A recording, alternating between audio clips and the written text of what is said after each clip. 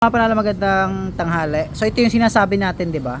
Tuwing magbubuo tayo ng makina, ganito po ang ating dapat gawin, ano po. Pero hindi ko naman nila lahat.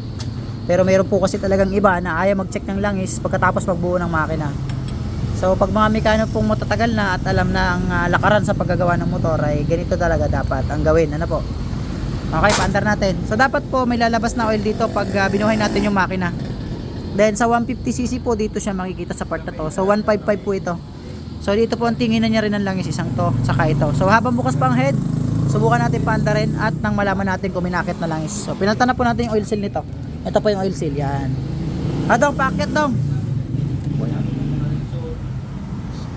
Paantar natin. Gege, boyat pa. Medyo mahina ang battery mga panalo, kaya ano. Sige, paandar. Ayan boss, nakakit ang langis. Ganyan dapat. Yan, umakit ang langis.